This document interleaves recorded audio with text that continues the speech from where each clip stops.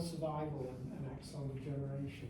So at the end of last lecture, I showed you that the cargoes of axonal transport can be categorized into different groups based on their duty ratio, which is how much time they actually spend, what proportion of their time they spend moving. And this gives rise to different classifications of transport, fast and slow. And we now know that fast transport represents the movement of membranous organelles powered by molecular motors that walk along microtubule and microfilament tracks. And slow transport is divided into two subcomponents, A and B.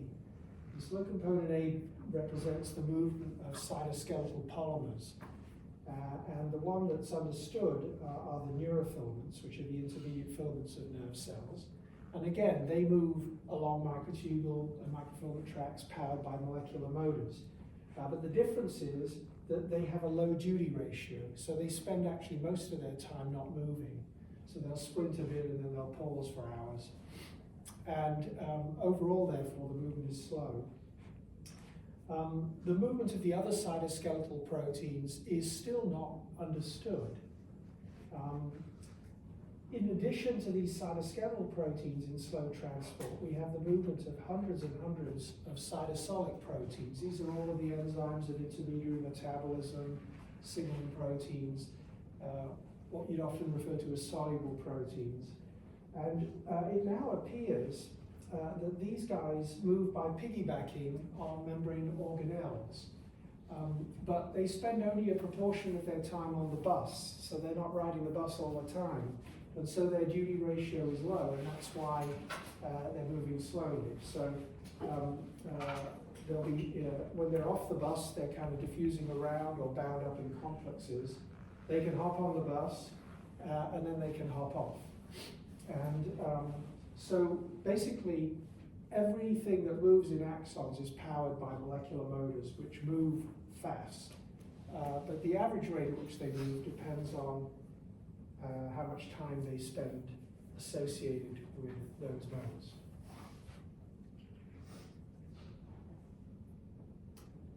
So another key concept is that axonal transport is bidirectional. And in the case of the movement of membranous organelles, this is an exaggeration of the normal membrane cycling that goes on in every cell in our bodies. We have vesicles budding from the Golgi apparatus, moving out towards the, away from the cell on the secretory pathway. They'll undergo long-range movement in the axon along microtubule tracks. They may be destined for sites along the axon, or as shown in this diagram here at the end of the axon. This particular axon ends in a synapse. Eventually, they're going to deliver their cargoes to the plasma membrane, most likely, by fusing with the membrane. That's exocytosis. Their soluble contents will be released. Their membrane contents will become part of the plasma membrane. And that addition of membrane is balanced by retrieval through endocytosis. And those compartments traffic through endosomes. They can be recycled, or they can move retrogradely back to the cell body, where they will fuse with lysosomes, and this is a pathway for degradation and recycling. So this is this antegrade and retrograde movement of organelles that I showed you in the last lecture is an exaggeration of this pathway that you find in all cells. Now, of course, there's a lot of other cargoes moving that aren't part of this pathway: mitochondria, peroxisomes, ribonuclear protein particles, and then all the proteins of slow transport. But they tend to move retrogradely, anterogradally and retrogradally as well. And that is, so that gives a lot of complexity to this movement. But it allows the cell to kind of regulate the distribution of these cargoes along the axon by regulating the balance of their anterograde and retrograde movement, and then locally recruiting them at sites of need. For example, mitochondria can be locally recruited at nodes of Ranvier to provide the ADP that's required to restore the membrane potential after active firing. So if you're interested, there's a few movies I've got here that you can look at in your own time, showing bidirectional movement of some cargoes. What I'm going to do now is skip the remaining slides here. So let me just tell you the numbers I'm skipping. So I'm going to skip slides 54 through 60. Sorry, 54 through 59. So since I'm skipping them, you can skip them too. You will not be responsible for those on exam. So the last concept I wanted to relay to you is that defects in antegrade or retrograde transport can cause neurodegenerative disease.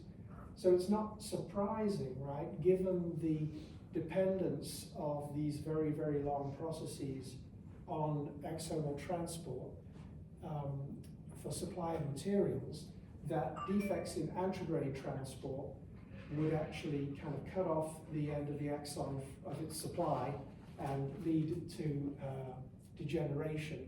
But actually, defects in retrograde transport can also lead to neurodegeneration. And that's illustrated in this cartoon here.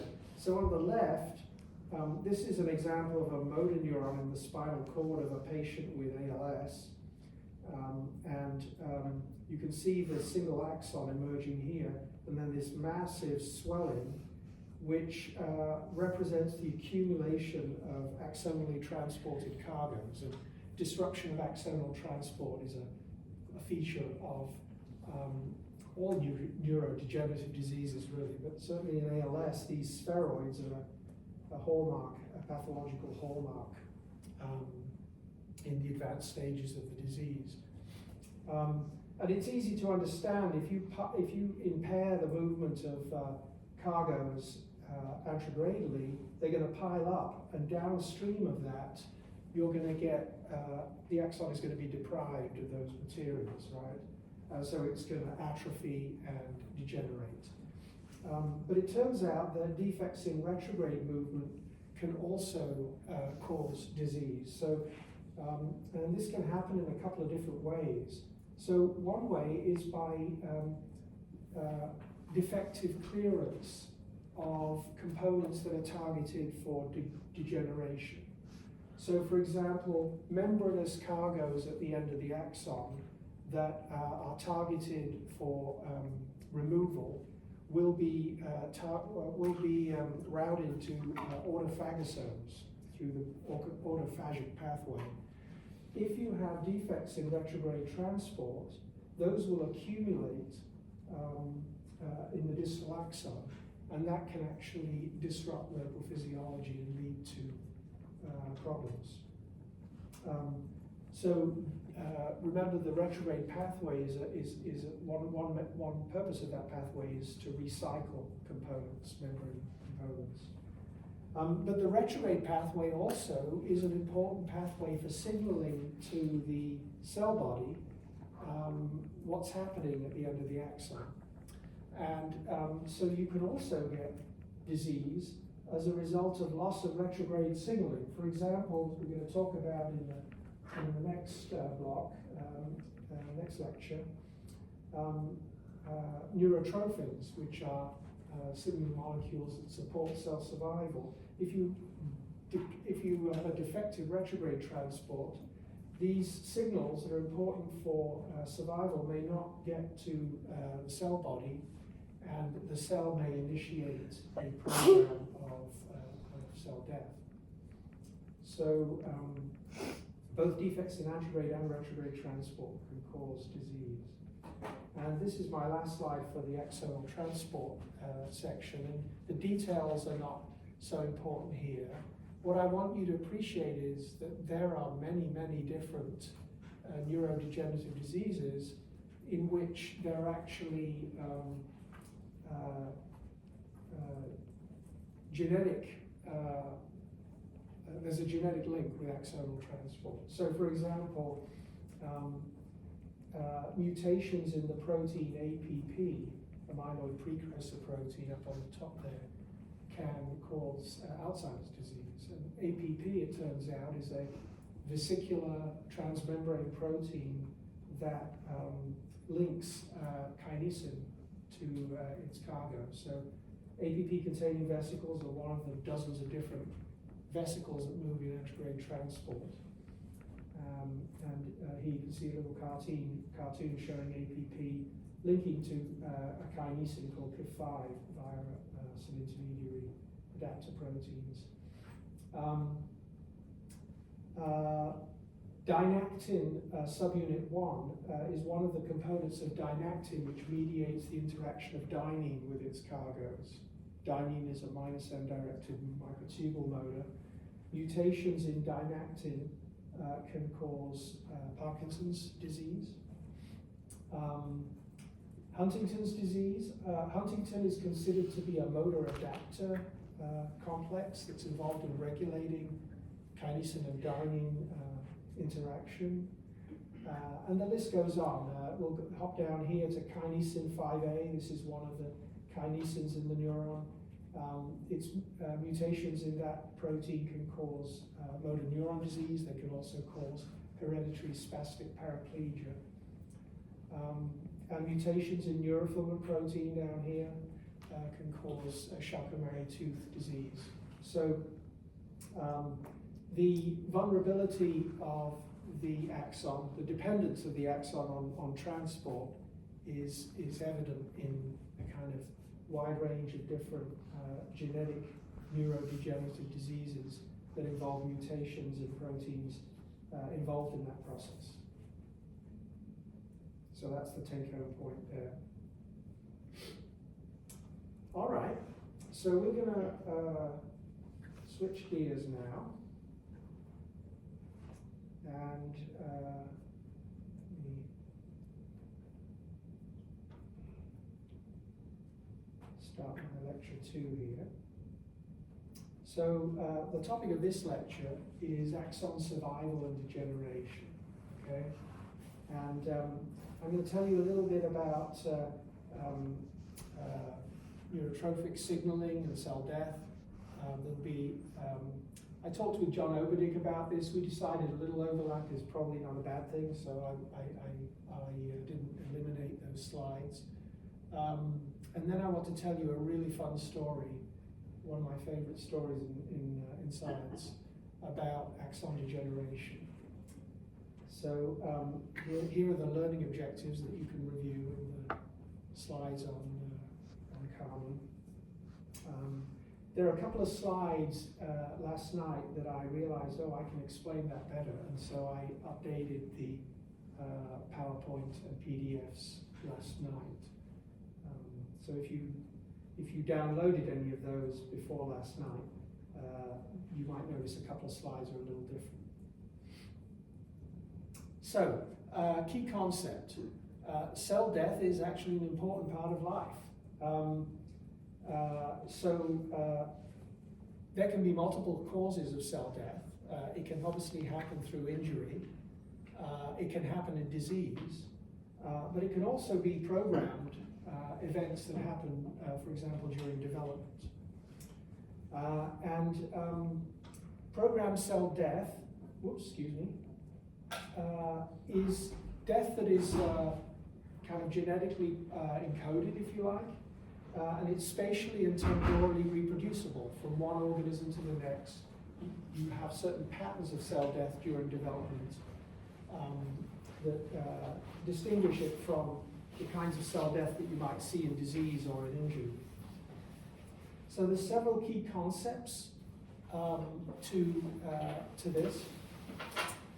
One is that development involves both progressive, in other words, generation of cells and differentiation steps, and it also involves regressive steps, where cells may be generated and then they may be eliminated. So cell loss, synapse elimination, and axon degeneration are actually normal parts of development. In fact, many biologists consider cell death to be kind of the default pathway. Whether you survive or not requires some kind of active signaling from the environment in the body. Otherwise, your default pathway would be to die. So cells can be rescued from death by survival signals, and these survival signals are known as neurotrophic factors, which I'm going to talk about in a second. And then cells that lack the ligands for these neurotrophic factors would be deprived of that survival signal and might actually initiate programmed death.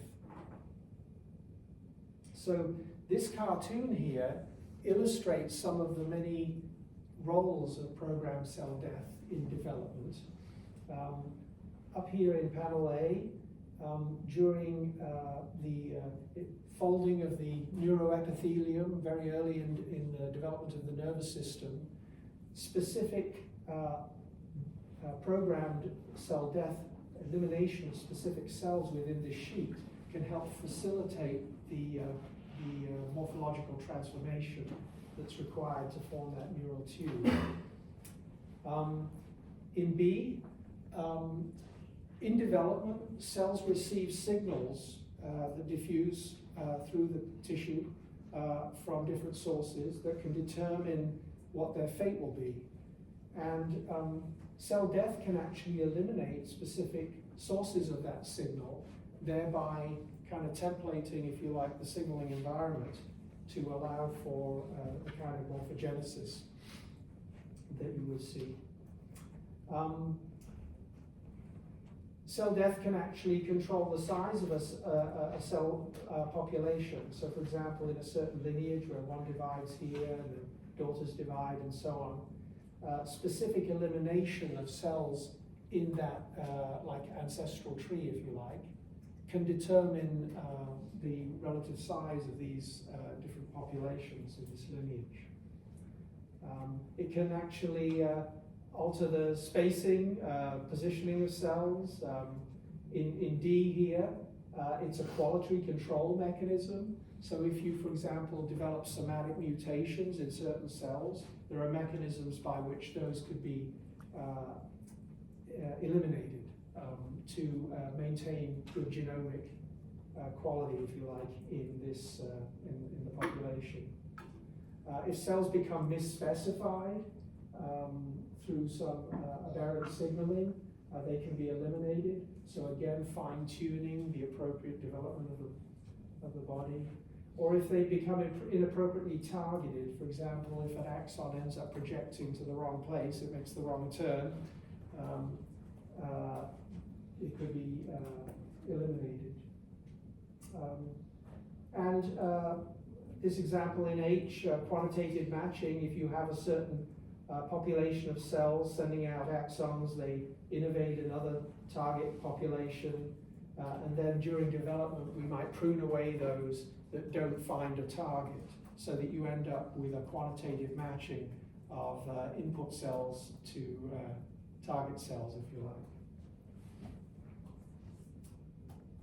So this is actually some data from chick embryo, first 12 days of development in the egg, and in the red here is plotted surviving motor neurons, and in the blue is plotted dying motor neurons. And you can see that there's a massive wave in this early embryonic development of motor neuron proliferation.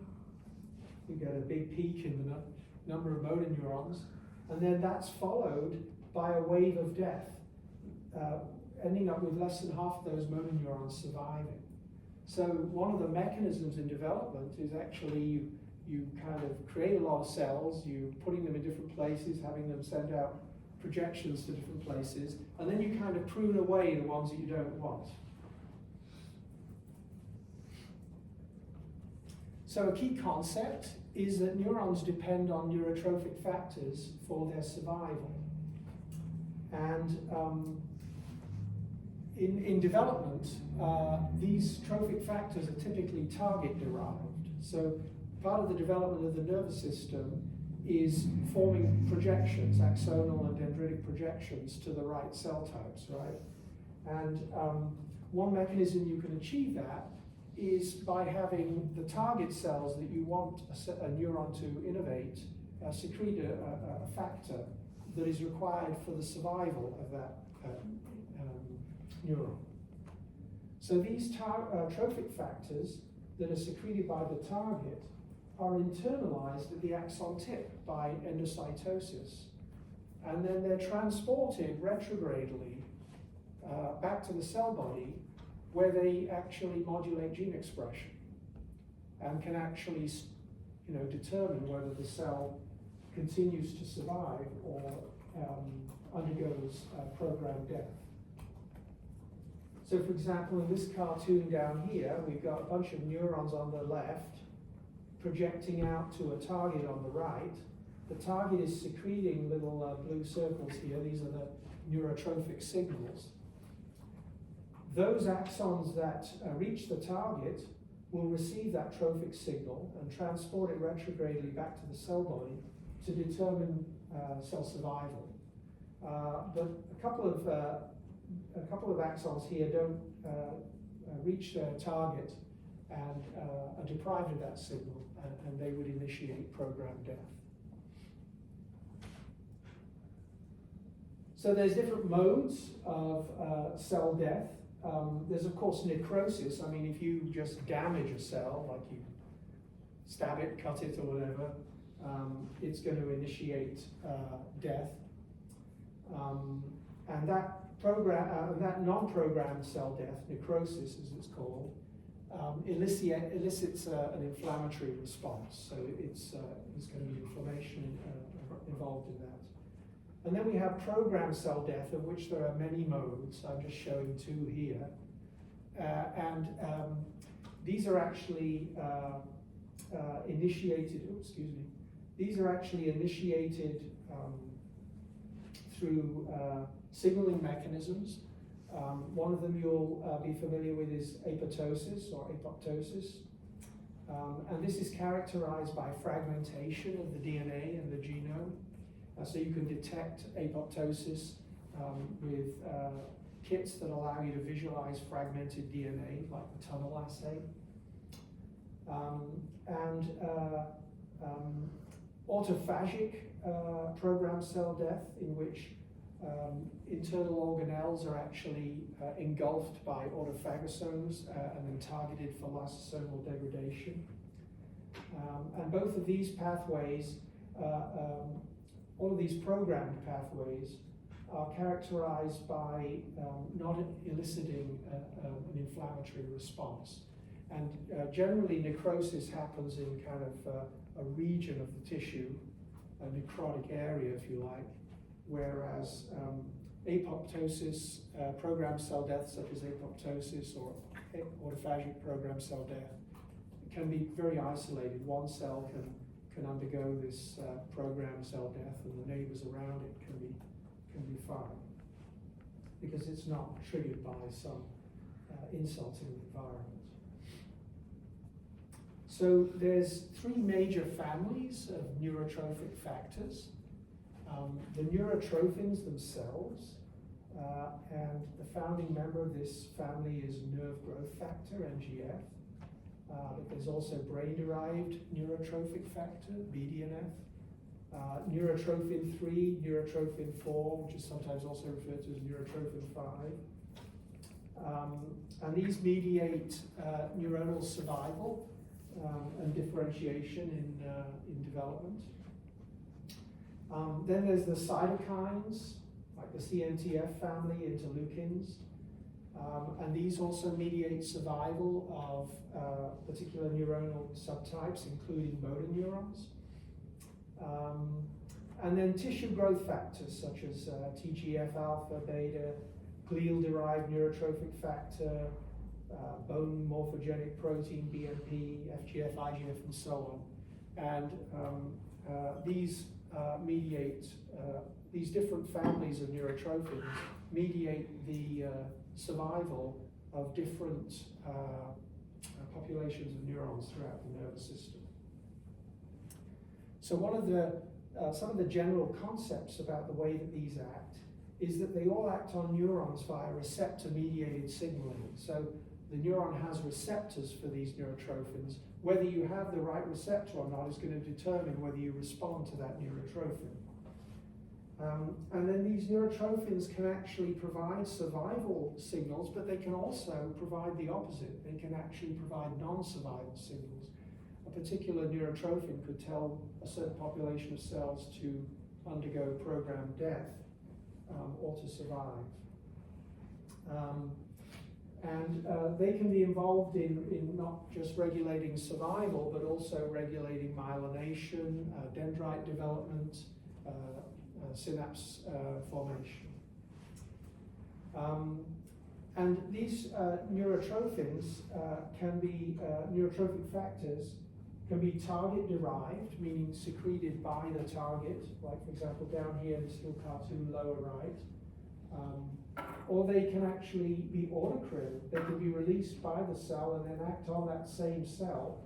Or paracrine, meaning they could be actually released by cells in the neighborhood of that nerve cell, for example, glia. So this is kind of the kind of big, kind of broad landscape of neurotrophic factors and how they act. You probably, I think John Obenick may have talked to you a little bit about nerve growth factor. I just want to show this slide because I think this is such a remarkable story. Did he talk to you about Rita Levi-Montalcini? She was an Italian scientist, Jewish, in the early 1900s. She was born in the early 1900s. She studied medicine, got interested in science, and at that time in Italy, Jews could not hold university positions. So she set up a lab in her bedroom and started playing around with chick embryos and discovered this survival factor, nerve growth factor. If you look very closely at this picture of her sitting at her desk, she's actually got a mouse. You see that? She's holding a mouse by its tail. You cannot do that these days. EULAR would not permit that. She had to flee when Germany invaded Italy and got a fellowship after the war to study in the US. And there she was able to reproduce her studies more rigorously. And then she received the Nobel Prize in the 1980s with Stanley Cohen for her discovery of nerve growth factor, and he discovered fibroblast growth factor. So this was kind of the beginning of this understanding that there are soluble molecules in the body that can influence the growth, survival, and death of other cells. This is a classic experiment done by Bob Campano, illustrating that NGF, nerve growth factor, just to give you one example of a neurotrophic factor, is a target-derived growth factor. That is, it has to be presented at the axon tip. So, and if it, or let me say it differently, if it's presented at the axon tip, that is sufficient to support the survival of the neuron. So what Bob Campano did was he created these, what they call Campano chambers. It's actually a 3-part chamber. These days, of course, you can do all of this with microfluidic chambers that you can buy commercially. There's a chamber in the middle here where he put, he took DRG neurons from the dorsal root ganglia, he dissociated them, he plated them out in this central chamber, and then he has this kind of rubbery material that he cut into these shapes to create 2 additional chambers, and he puts it down against the glass with a little bit of silicone grease. The cells in the middle chamber, they extend axons, and those axons grow out along the glass under the grease and come out into these flanking chambers here. And as long as you have no growth factor in those chambers, the cells in the center survive, even though there's no growth factor in the central chamber. But if you eliminate nerve growth factor, for example, on the left here, then those axons degenerate. And if you eliminate nerve growth factor from both chambers, then the cells themselves will die. So these neurons are dependent on this neurotrophic factor NGF being retrogradely transported back to the cell body to preserve the survival program, if you like. So a key concept is that neurotrophins signal through cognate membrane receptors. So each neurotrophic factor has its own kind of matching receptor, right? So whether a cell survives or receives that signal or not is going to depend on whether it has that receptor. Whoops, excuse me. So then I want you to understand here the key principles. The details are not so important. One of the key principles is that these neurotrophic factors are synthesized as propeptides, meaning they're synthesized as a longer peptide which is then cleaved to generate the mature neurotrophin. And the interesting thing is that both the pro-neurotrophic factor before the cleavage and the mature one after the cleavage are actually biologically active, and sometimes in opposite ways, which is really interesting. Another key concept is that these neurotrophins function as homodimers. And so they homodimerize. So for example, NGF, two molecules come together to form a dimer. And this allows them then to interact with their receptor and cause their receptors to dimerize. So they cluster the receptors. And it's that dimerization of the receptor that activates the receptors. So for example, here you can see nerve growth factor binding to its cognate receptor, which is TrkA, tyrosine kinase receptor A. So these are transmembrane proteins.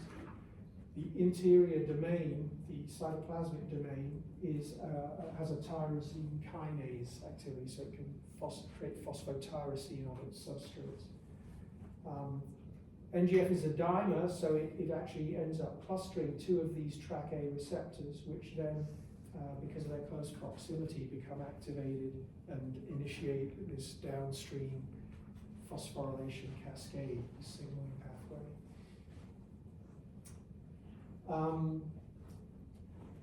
There are the TrkA receptors, TrkA, V, C. There's also P75, which is a receptor that is preferentially activated by pro-neurotrophins before they're cleaved to form the mature neurotrophin. So the TrkA receptors are predominantly activated by the mature neurotrophin, and then the P75 activated by the pro-neurotrophin before it's cleaved. And then these TrkA and P75 receptors can act in really complex and sometimes antagonistic ways. TrkA receptors can promote survival, P75 can promote death, but P75 can also associate with the TrkA receptors to alter the affinity of the TrkA receptor for its neurotrophin. So there's just layer upon layer of complexity here that gives the cell a kind of really varied toolbox, if you like, for regulating what happens in development.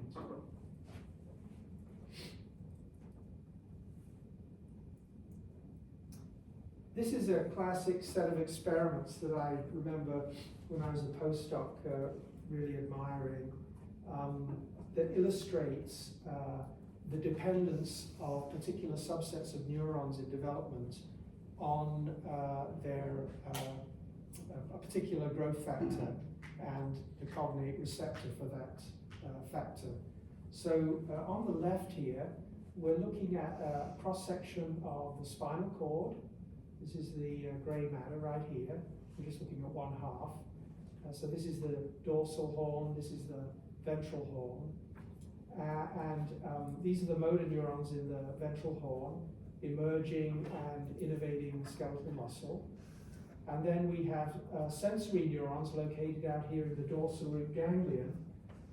These are bipolar. Their central process projects into the spinal cord, and their lateral peripheral process projects out into the periphery to the skin or to muscle, for example.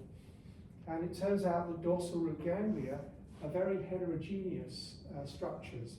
They have many different populations of sensory neurons that fulfill different functions. Like, for example, they could be proprioceptive sensory neurons which innervate the stretch receptors in the skeletal muscles, or they could be innervating pain or touch receptors in the skin. And these different populations of sensory neurons have different growth factor dependencies. So in this middle cartoon here, what we can show is that if we selectively, using recombinant DNA technology, you can generate a deletion, a knockout, if you like, of neurotrophin 3, or its cognate neurotrophic receptor, which is tyrosine kinase C, TRAC-C. Either of these, neurotrophin 3 or TRAC-C, will result in a mouse that lacks completely these proprioceptive neurons. But the other sensory neurons are preserved. So you can see here we've selectively eliminated the blue neurons, which innervate the stretch receptors in the skeletal muscle. But we've preserved the red ones and the green ones that innervate mechanosensory and nociceptive, thermoreceptive organs in the skin. On the other hand, if you create a mouse that's a knockout for nerve growth factor, or its cognate receptor, which is TRAC-A, you can selectively eliminate this population of small nociceptive and thermoreceptive neurons, shown in red, but you preserve the proprioceptive neurons and also the medium and mechanoreceptive neurons. And these neurons differ in their size, so the largest ones are the proprioceptive ones in blue, and the smallest are these nociceptive and thermoreceptive neurons in red. This shows the selectivity of neurotrophic signaling in eliminating or preserving, in this case eliminating, in preserving the survival of particular populations of sensory neurons in the developing mouse. And it turns out that motor neurons also are dependent on particular neurotrophic factors for their survival. So the neurotrophic signaling depends on retrograde transport. So this cartoon illustrates this here for nerve growth factor on the left. So here you've got a nerve terminal, and on the right you have the cell body. Nerve growth factor binds to its cognate receptor, TRAC-A.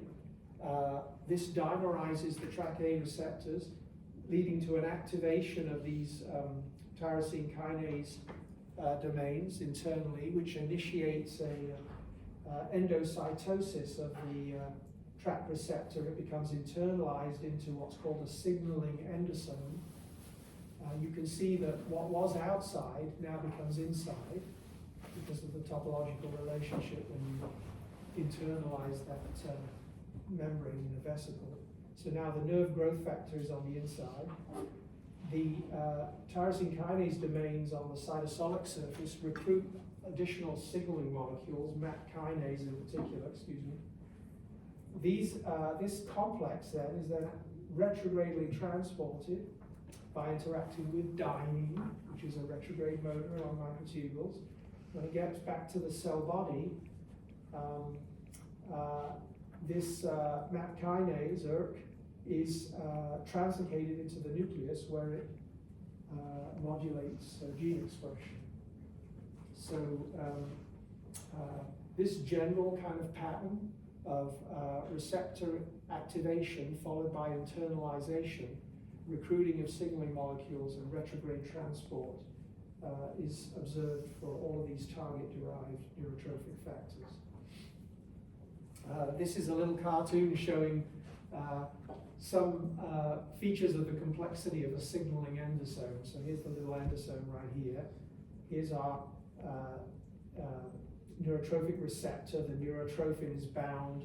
Remember, what's outside becomes inside when you undergo endocytosis. And on the cytosolic surface, you recruit this mass of signaling molecules. This then kind of forms like a signaling package, which is transported back to the cell body to modulate gene expression.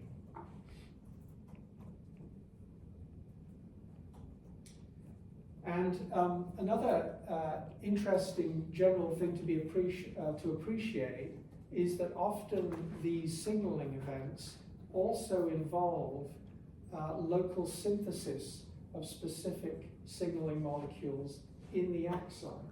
Most axonal proteins are synthesized in the cell body, but the axon also contains messenger RNAs and the machinery to translate them. And this local translation is really important in development and also in response to injury for allowing the axon far away from the cell body and the genome to locally respond to certain events. So, for example, in the case of NGF signaling, NGF binding to the TrkA receptor, that receptor is internalized in signaling endosomes, but the TrkA receptor activation also initiates the local translation of a transcription factor called CREB. And then CREB jumps on the bus, the signaling endosome, and CREB is actually transported back to the cell body where it enters the nucleus to modulate the expression of its target genes. And this is not unique to NGF. You see this same scheme with other neurotrophic factors. So just appreciate that neurotrophic signaling can involve the local translation of otherwise translationally silent messenger RNAs sitting around in the axon waiting for the right signal. It's been shown that local translation of particular messages at the growth cone can be important for axons to make the right turning decision in development as well. Alrighty, so I'm going to finish up the rest of this lecture telling you a little bit about axon degeneration. I want to tell you a really cool story, I hope you're going to enjoy it, about axon degeneration. And it's one of my favorite kind of detective stories, if you like, in neuroscience. So we'll start back in the 1800s with Augustus Waller. And Augustus Waller discovered that if you transect axons, nerves, in the periphery of the body, downstream of that cut, the axons degenerate. Okay? At the time, he didn't call them axons. So, for example, he was actually looking at nerves that innervate the dermal papillae in the skin. And this is a drawing that he had in one of his papers. So here's an intact nerve, and here's one that's degenerated because it was cut. And he writes down here, the object of the present observations is to describe certain alterations which take place in the elementary fibers of the nerve after they have been removed from their connection with the brain or spinal marrow. The elementary fibers we now know are axons, right? At that time, they just had a sense that there was some substructure to a nerve. Remember, this is really before we understood even that the nervous system was made up of cells. So this is a very early study. Now, we now know this to be Wallerian axonal degeneration. And in one sense, in a sense, really, this seems like obviously, right? So if you cut like an axon here, so we're cutting an axon with a scalpel, it's not surprising that the portion of the axon that's disconnected from the cell body will degenerate, right? Because you've cut it off from the source of new materials. It's cut off from its cell body, it's cut off from the genome, it's cut off from the Golgi apparatus. And for the longest time, for decades and decades, well, maybe a century, and when I was, when I was a graduate student, it seemed like really a kind of uninteresting phenomenon. It's like if you kind of take a knife and cut up a cell, it dies. Okay, well, that's not surprising, right? But it turns out that it's not quite as it seems. So that's what I'm going to tell you about, right? So let's first see what happens. So when you cut this axon, remember there's elevated calcium in the extracellular fluids. And when you cut the axon, there's an influx of calcium into the cut ends of the axon. This activates calpains, which are proteases, but it also initiates a membrane sealing pathway, which actually seals off those axons. And then you have a lag phase of 1 or 2 days. The proximal stump kind of retracts a bit, and the distal stump retracts a bit, and the distal portion of the axon kind of sits there for a day or two, and then it just starts fragmenting. The membrane potential collapses, the axon becomes leaky, it fragments, it vesiculates, fragments, and then you have macrophages invading the area and scavenging the debris. And you're left with a truncated axon, which under favorable circumstances can sprout to form new growth cones, and those new nascent daughter axons will kind of grow, and they will try to find their way, but of course, when they first found their way in the embryo, it was a very different looking environment. Now this is in an adult, and that's a whole different story. That's kind of the challenge of getting functional regeneration after injury. But what I want to focus on is what happens to this distal stump. So as I say, this really seemed like a pretty obvious and uninteresting thing. But it turns out that this actual degeneration of the portion of the axon that's disconnected from the cell body is actually a cell-autonomous axon death pathway. It's programmed axon death. It's not something that just happens like necrosis. It's way more interesting. So the first clue came back in the, when was this now? 1980s, I guess. There was a discovery, I'm not quite sure how these guys stumbled across this, but a spontaneous mutation in a mouse colony gave rise to a strain of mice called the Ola mice. So this is a strain of C57 black 6 mice that has this remarkable property that when you cut the peripheral nerve, the distal axons survive for weeks without degenerating. And these guys stumbled across this, and they wrote here, we describe a strain of mice, C57 black 6 Ola, in which leukocyte invasion is slow and sparse. That's because there's no degeneration, so there's no inflammation. In these mice, myelin removal is extremely slow. A new finding is that axon degeneration is also very slow. And this became known as the WLDS mouse, which stands for Wallerian Degeneration Slow. So instead of degenerating in days, these axons are still sticking around alive weeks later. Here's actually some data showing that this is actually a very highly conserved phenomenon from mice to flies. So on the right here, we're looking at Drosophila. In the middle, we've got mouse sciatic nerve, and over here, we've got mouse phrenic nerve. So on the top row, we're looking at uninjured. So let's just focus, for example, at the mouse sciatic nerve. These are axons of the mouse sciatic nerve, uninjured, probably stained for neurofilament, something like that. After cutting these axons to sever them from the cell body, in a normal mouse, these axons start to fragment within a day or two. You can see they're becoming kind of granular and fragmented. But in the WLDS mouse, after 2 weeks, the axons are still intact. And over here, this is a fly, so this is the brain of the fly.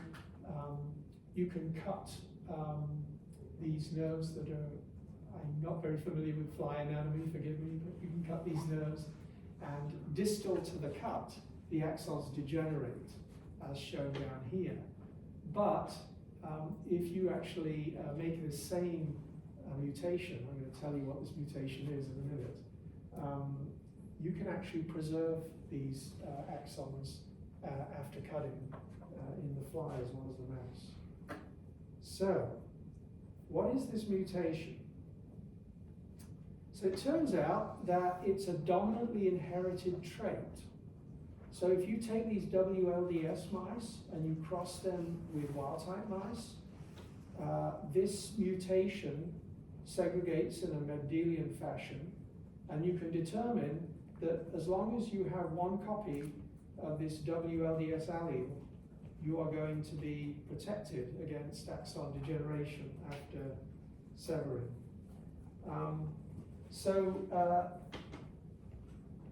Researchers found that through kind of classic genetics, that this mutation was located on mouse chromosome 4, and that it was inherited in this autosomal dominant manner. And then, of course, it became possible to map the locus of that chromosome 4 where the mutation occurred. And this is where things got really bizarre. Because it turns out that the mutation is a tandem triplication of a small region of the chromosome. So this is the wild type, I gotta use my hands here. So we're looking at a small stretch of chromosome 4 here, and this is the portion of that chromosome that gets triplicated, not duplicated, triplicated. So in the WLDS mouse, you have 1, 2, 3 of the identical region, okay? Now, this little region here turns out to contain one gene, which is RBP7, 5' to 3'. Those are the 5 exons of that gene. The whole gene is encoded within this region. Plus, it contains the 3' end of this gene here and the 5' end of this gene here. So it has 2 exons of this gene and it has 4 exons of this gene, but it has all of the exons of this gene, okay? And then that gets duplicated twice to generate this tandem triplication. So I've kind of color-coded this to help you kind of figure out what's going on. So this 3' portion of this gene is a gene called NMNAT1, and this is nicotinamide mononucleotide adenyl transferase 1. Okay? And then this gene that we have the 5' portion of, 2 exons basically, is actually a ubiquitin ligase, ubiquitin E3 ligase E4B.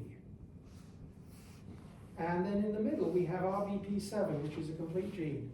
Right away, what are you guys thinking? If you are thinking. What do you think is conferring protection against degeneration in these mice? I would think it's the ubiquitin ligase, because it changes the proteomic message. Okay, but we've only got 2 exons of that gene. Turns out the ubiquitin ligase isn't even functional. It's not even the ligase activity doesn't exist because we're only triplicating 2 exons of that gene.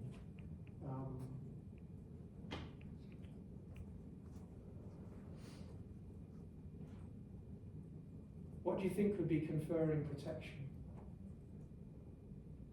The complete gene. Yeah, obviously, right? You go and have 1 of them, now you've got 3 of them. So you're just going to make a ton of RBP7. transcript, right? Presumably, RBP7 protects against degeneration. The answer is no, it doesn't. Overexpressing RBP7 has no protective effect. So what's happening here is really interesting. This triplication ends up generating a fusion protein. So just by chance, the kind of splice sites of this triplication generate an in-frame fusion of the carboxy terminal end of this protein and the amino terminal end of this protein. So you end up with a portion of NMAT1 fused to a portion of this ubiquitin ligase, and you generate this fusion protein shown here by this red and green. Now, this is just a fluke, right? That it just so happened that they're in frame. So you have a portion of this protein fused to a portion of this protein. So this triplication event generates two copies, because it's a triplication, of this de novo, novel, weird, chimeric fusion protein that has part of the ubiquitin ligase and part of the NMAT1. It turns out that the ubiquitin ligase, it doesn't have the part that generates ligase activity, so it's not a functional ligase. And it's that fusion protein that actually confers protection. So it turns out that the protection, it's got nothing to do with ligase activity, because that domain of the ligase is not active. It requires NMNAT enzyme activity. It turns out that that small portion of that NMNAT1 enzyme is actually enzymatically active. So what is NMNAT? What is that enzyme? So this is nicotinamide mononucleotide adenyl transferase. It's basically an NAD synthase. So much easier to say NAD synthase. So this is an enzyme that catalyzes the conversion of nicotinamide to NAD. And NAD, of course, becomes protonated in oxidative phosphorylation. And then the oxidation of the NADH is coupled to the conversion of ADP to ATP. And this is what we know as oxidative phosphorylation. So NAD is a key molecule that's required for energy metabolism and ATP generation through oxidative phosphorylation. And that NAD comes from nicotinamide catalyzed by NMNAT. So it turns out that there are two forms of NMNAT, this NAD synthase, 1 and 2. 1 is in the nucleus, and 2 is in the cytoplasm. Okay. Now it's the 1 isoform that is actually generating this fusion protein in the WLDS mouse.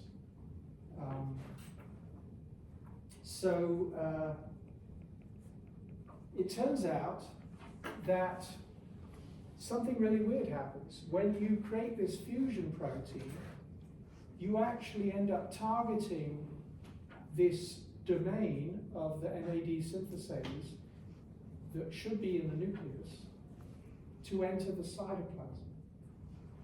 Okay? It turns out, so here's our fusion protein. It has this domain of the NAD synthase. It has this domain over here of the ubiquitin ligase, which has some different names I'll tell you about in a second, but this is the ubiquitin ligase portion. The sole function of the ubiquitin ligase portion, it turns out, is to route this NAD synthase portion to the cytoplasm. So this is a nuclear isoform of this NAD synthase, and now it's going to get routed aberrantly to the cytoplasm. And that's important because then it gets out into the axon, and it turns out how it confers protection. So you can actually generate a cDNA that encodes this fusion protein. And if you express it in cells, it will protect those cells against axon degeneration. You can do this in cell culture. So you can overexpress it. So you can see that here, the WLDS here, this is the WLDS fusion protein, confers, when you transfect it into cells, axon protection against axon degeneration in mice and flies, and it's localized to the cytoplasm. Okay. Now, what if we delete the portion that comes from that ubiquitin ligase completely? If we delete that, it does not confer protection and it remains in the nucleus. That tells you right away that this portion that came from the ubiquitin ligase is responsible for the cytoplasmic localization and for the protection. Are you with me so far? Mm-hmm. Okay, what if we leave all of that ubiquitin ligase except this very terminal domain, which is called N16? If you eliminate that, you still don't have protection, and it's still in the nucleus. So that means that this very amino terminal portion of the fusion protein is actually what's critical for routing this fusion protein to the cytoplasm. Okay? And it turns out you can actually swap it out you can actually eliminate the rest of that ubiquitin ligase region. You can just take the N16 and tag it on to the NAD synthase, eliminating the rest, and that is enough to protect against axon degeneration and keep it in the cytoplasm. You can also, down here, swap it out with ATX3. This is a cytoplasmic localization signal from another protein. And that will also confer axon protection and cytoplasmic localization. So very clearly, this fusion protein has preserved the NAD synthase activity, even though we've only got part of the NAD synthase protein. And we fused it to ubiquitin ligase, but it's really not the ligase activity it's important. It's actually that it happens to have a cytoplasmic localization signal, which makes sure that that protein doesn't go into the nucleus. Keeps it in the cytoplasm after it's translated. Now this is interesting down here. There's a nuclear localization signal inside the NAD synthase. It's locase right here, it's NLS, that's what it stands for, nuclear localization signal. If you mutate that nuclear localization signal in the WLDS protein, then you confer very strong protection and cytoplasmic localization. So that's another way that you can force this NAD synthase to remain in the cytoplasm instead of adding that ubiquitin ligase cytoplasmic localization signal. You can just mutate the nuclear localization signal in the enzyme itself. What if you kill, go ahead. Well, in that last example, don't we still have the N16? You do, right. But of course, the N16 is actually, oh,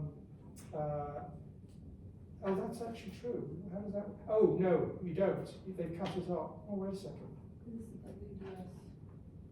So just I guess more you're right. protection? Actually, that's interesting. So this must override that then, right? So remember that the way things work is these proteins are all translated in the cytosol, and then whether you go back into the nucleus or not depends on whether you have that signal. Somehow mutating that must actually override this.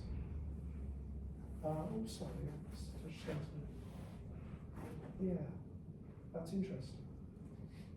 What if you actually kill the enzyme? You make a couple of mutations that destroy the NAD synthase activity. Then there's no protection. Now, why is it remaining in the nucleus there? I'm not sure about that either. That's a little puzzling. And then what if you actually take the NAD synthase, remove the nuclear localization signal, but you don't have any of that other portion of the fusion protein. It doesn't go into the nucleus, it remains in the cytoplasm, and it protects. So these are the kinds of domain swapping kinds of experiments that led people to figure out that what's happening in the WLDS mouse is that you've generated additional NAD synthase, which has been aberrantly routed to the cytoplasm and is conferring protection.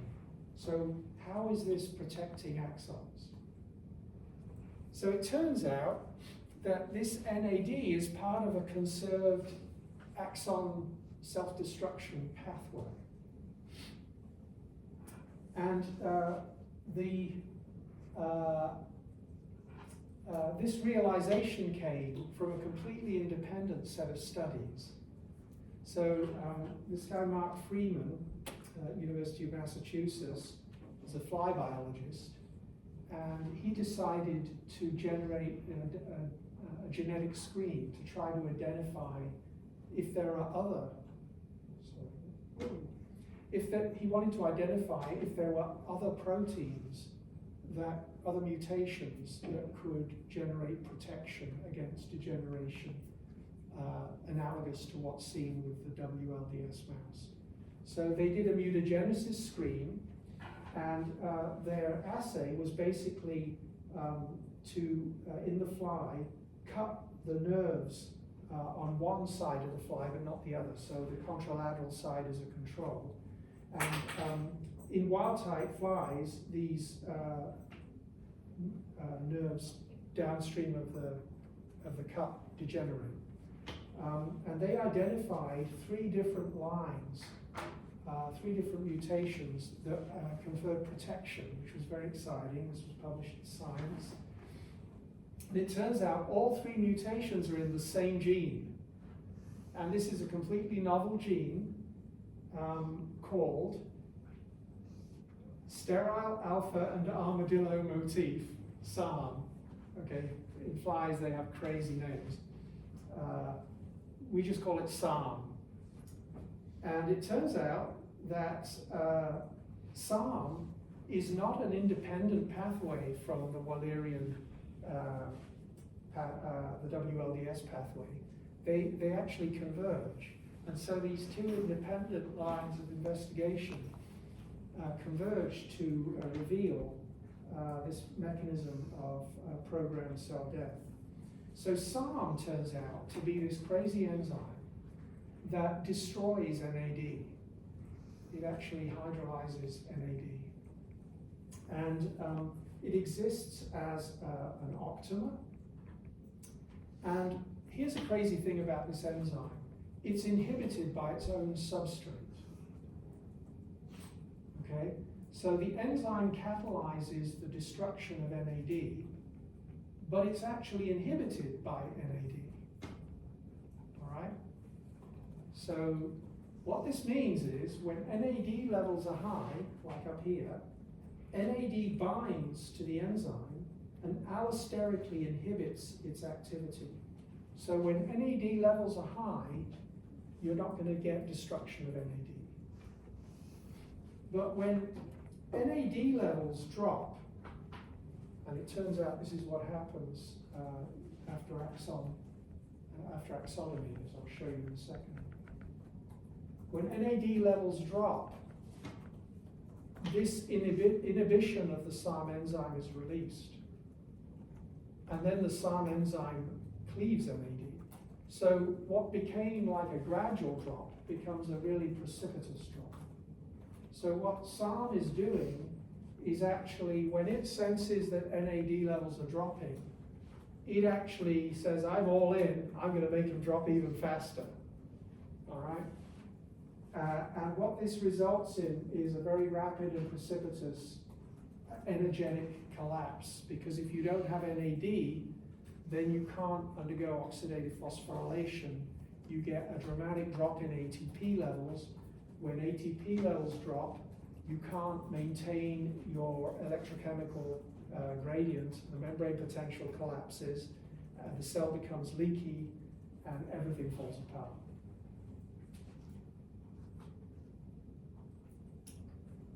So this is actually how this works.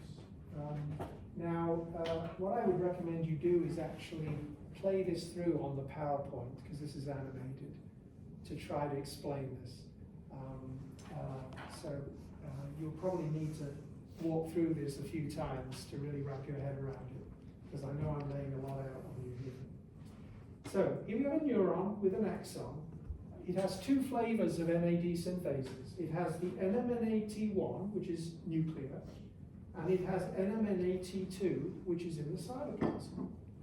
But it turns out that NMNAT2 turns over very rapidly in the cytoplasm. In a healthy neuron, that's not a problem, because axonal transport is always pumping out more NMNAT2, okay? So it's constantly being replenished as it turns over. And this enzyme is making NAD, and NAD is supporting the energy metabolism of the axon, all right? So everything's good. But then a problem happens. Someone comes along and cuts the axon, okay? This is an injury. Now what happens is we cut off the distal axon from the cell body. NMNAT2 is turning over rapidly. So the levels of this enzyme drop in the axon, but there's no replenishment now because there's no way for the materials to be transported into the distal stump. And so, what's going on with it? Anyway, NMNAT2 now is no longer being replenished.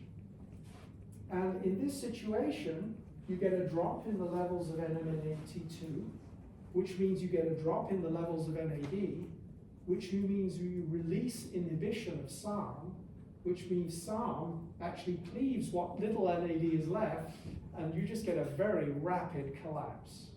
And that's why after injury, you get such a rapid, the axon looks fine, the distal stump looks fine for a day or so, and then suddenly, bam, it degenerates. Now, what happens in the WLDS mouse? In the WLDS mouse, shown up here in teal, right? So we've got the mouse now. You get this aberrant generation of this fusion protein, this ubiquitin ligase NAD synthase fusion. And the ubiquitin ligase portion aberrantly routes this NAD synthase that should normally be in the nucleus out into the cytoplasm.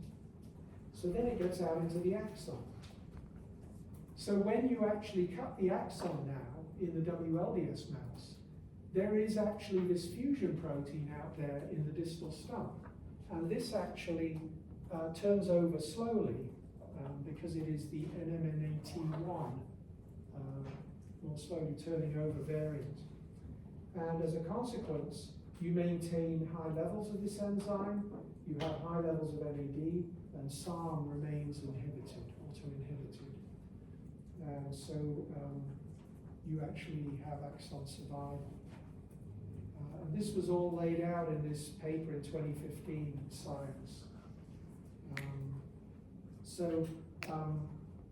I just think this is the coolest story that evolved over several decades. It all started with the chance discovery of a spontaneous mutation that, most mutations screw things up. This is a mutation that actually, there's so many reasons why this may not have worked. The triplication just had to happen in a way that generated an in-frame fusion. The in-frame fusion just happened to have NAD synthase activity. It just happened to contain this cytoplasmic localization motif. And then the discovery of this completely novel NAD destroying enzyme complex, SARM, in flies, which turned out not to be an independent pathway, but actually part of the pathway that operates in the WLDS mouse to confer axon protection.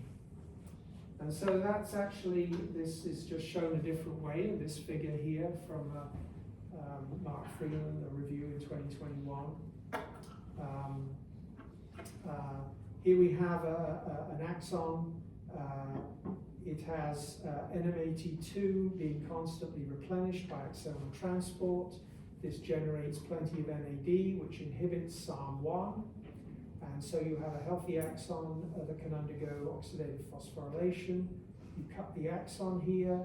Now you can no longer replenish the NMAT2. Those levels drop. That means we actually make less NAD.